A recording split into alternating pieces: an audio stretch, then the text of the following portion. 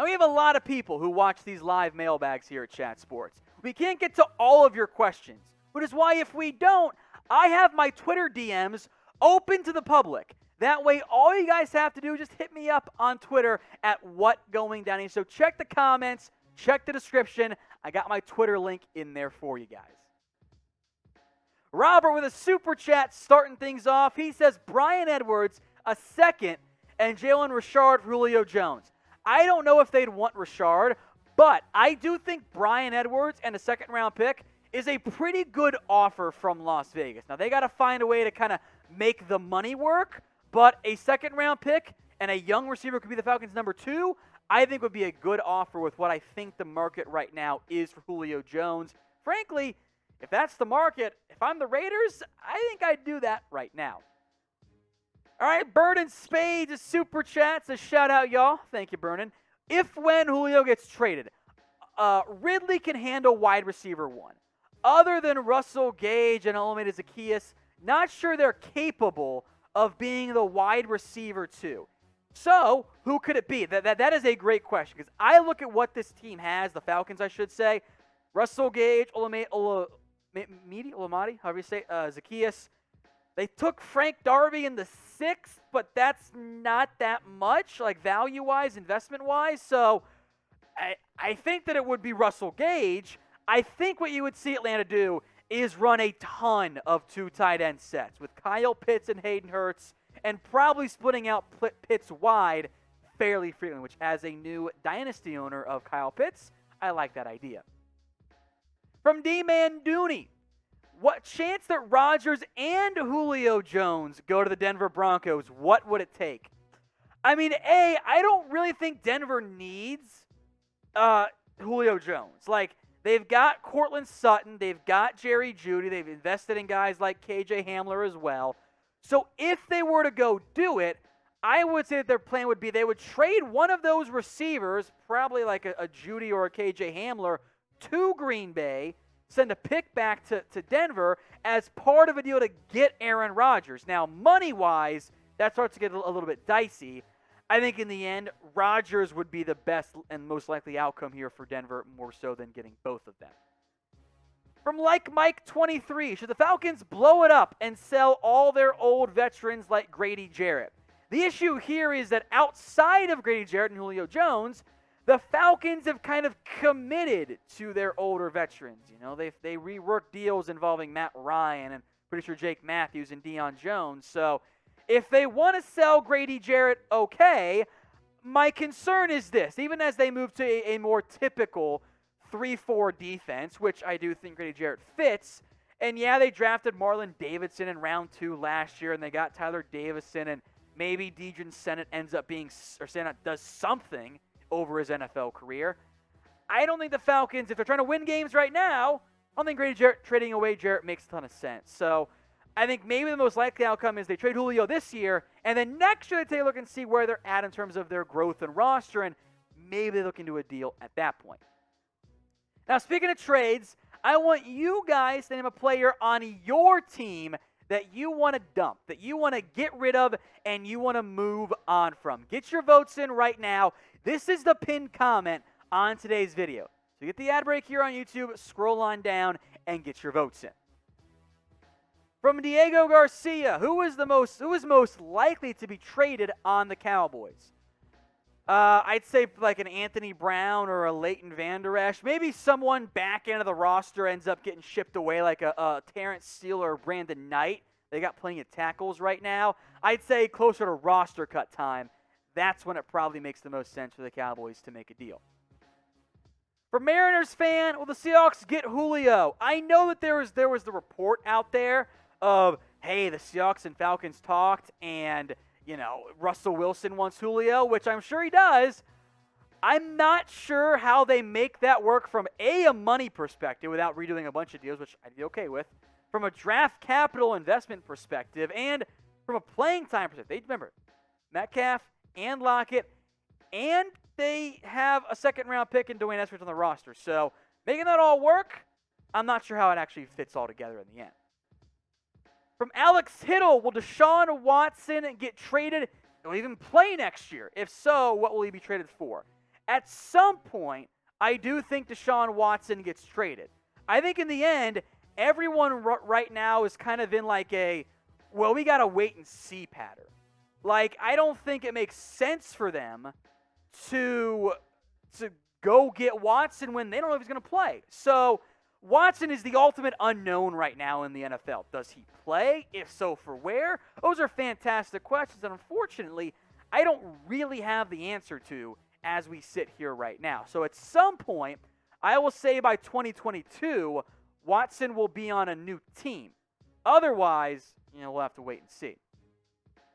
From the Carolina guy, Panthers, you mean trade for Julio Jones or Stephon Gilmore or Chuck Clark? So I doubt the Falcons trade Julio to you in division trade after all. Chuck Clark, I think the Ravens like him too much. They're going to stick with him. Stephon Gilmore, however, I do believe could be obtained if you're the Carolina Panthers for a second and change. I kind of think he and Julio are around similar-ish trade value there. The issue for Carolina is you just drafted J.C. Horn in round 1. All right, you have Dante Jackson on the outside too. So helps you short term. I think long term, though, you might actually be in okay shape. From Bronco fan 123, more starts this season, Drew Lock or Teddy Bridgewater? Good question. So Lock's the incumbent, entering year 3, who has not played up to the expectation level for, I know, many Broncos fans out there. Meanwhile, Teddy Bridgewater is the newest addition, not nearly the same ceiling. I would argue maybe a bit higher of a floor, though, relative to his camp battle opponent in Drew Lock. So who do you guys have? I think I'm going to go Drew Lock here, but you guys can get your votes in. DL for Drew Lock, TB for Teddy Bridgewater. I think Denver as an organization, even though the regime is mostly different, I think they want Drew Lock to be the guy. So I think, assuming everyone's healthy, Drew Lock starts more games. Get your votes in. DL for Drew Lock, TB for Teddy Bridgewater. From Mark Pryor, due to him being more explosive and him being a better athlete, do you think Dwayne Eskridge will be better for Seattle than David Moore was? Good question. Now, Moore, of course, is gone. He's in Carolina, I believe. Last year, he caught 35 passes, 417 yards, 6 scores. He also had 8 carries for 61 yards. I don't know if Eskridge puts up that level of production in his very first year. Maybe he comes in just a bit south of it. But I think it's a pretty good benchmark. I could see him catching, 38 passes for 450 yards and a couple big plays, including some on the ground.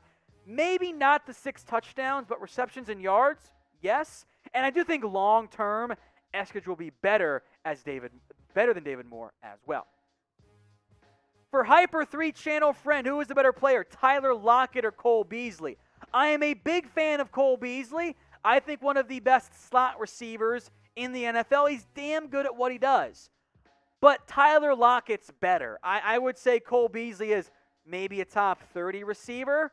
I think Tyler Lockett is a top 20 receiver locked and loaded. So give me Lockett over Cole. From Dom 10, which looks like my profile picture with a very fake mustache on there. Appreciate it. Seattle 2022 third-round pick and Rashad Penny for Stephon Gilmore. I don't think Rashad Penny really moves the needle for New England. Remember, they have Damian Harris. They, I guess, technically have Sony Michel. They drafted Ramondre Stevenson in round 4 this year. They also brought back James White. So numbers game-wise, it's not really there for Rashad Penny. The draft pick, I think, might be pretty close. I don't really know how much Gilmore is worth. I think it's worth a little bit less than what some people might think. I'm talking like he might get a top 50 pick back. From Isaac, what are the chances the Chiefs trade for Julio? If so, what do they give up? I mean, honestly, I'd say pretty low. I mean, it's a fun idea, right? And again, the value being so low, I think intrigues plenty of teams out. They're like, well, maybe we could get him on the cheap, or at least they should have that mindset there. I think in the end, they do not end up sending him. The Falcons end up sending him to the to the Chiefs, excuse me. I think a second-round pick would get it done. Maybe second-round pick and some change, since it is an earlier or later second-round pick, because it's KC there. But Chiefs fans, I wouldn't get your hopes up in the end for Julio Jones.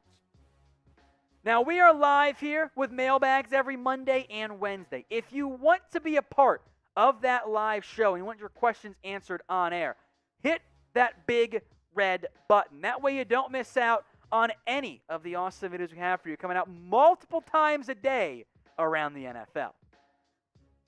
A second super coming in now from Burnin Spades. Thoughts?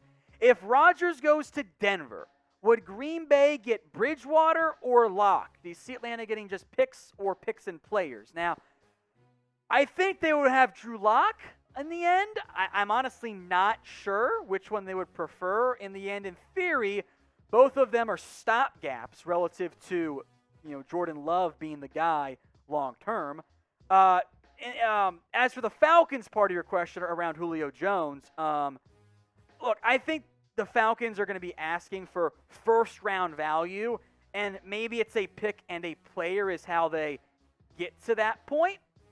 I think in the end for the Falcons, I think picks ends up being the most likely outcome here in the deal, or part of the deal, for Julio Jones. From Carne Asada, thoughts on Seattle's defensive moves this season? Overall, I think pretty good. I think, especially on the defensive at the edge rusher spot, Kerry Hyder, you kept Benson Mayowa, and Carlos Dunlap. That's really good. Linebacker, even without KJ Wright, for now at least, is a pretty good spot. The cornerback room gives me some concern. It's deeper. It's also rather unproven. So you also lost Jaron Reed. That's a bit of a tough blow there, but I think LJ Collier can play that role pretty straightforward. So overall, I think it's about what could have been hoped for given how little draft capital and draft picks they had. From John Dorman, who will be the next coach to make the jump to the NFL, Dabo or Riley? Who will be better? I think Lincoln Riley is the answer to both, frankly. I think Dabo Swinney, the reason why he's so good is the things that make him great, I think, are more easily applicable to the college game. He's not like an elite schemer.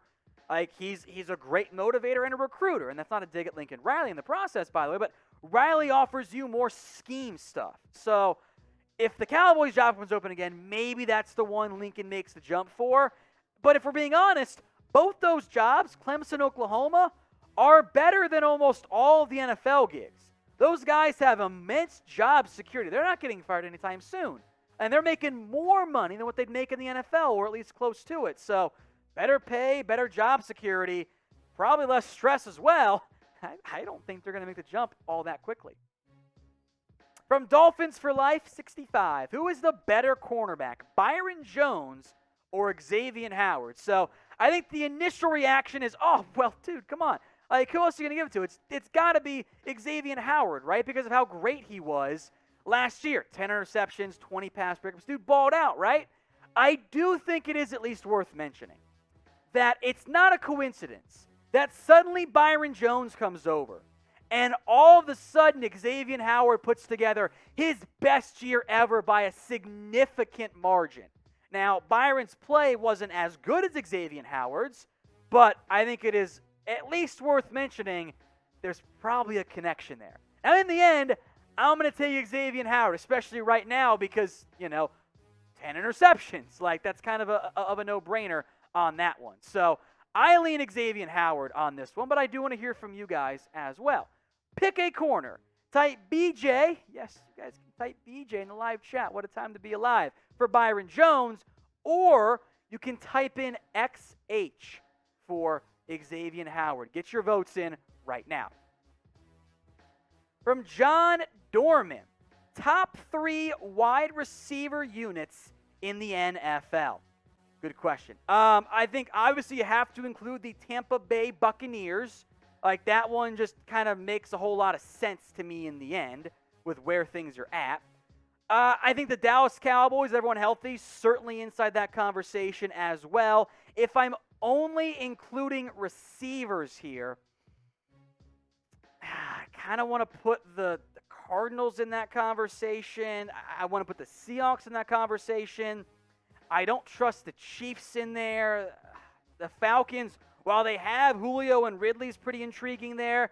Steelers haven't taken the step forward that I'm waiting for, but I think they're in that conversation. Adam Thielen, Justin Jefferson is one of the best duos in the NFL, but it's a little bit light outside of that. So I have to go about the top 3. The number 3, though, is a little bit trickier for me to exactly figure out.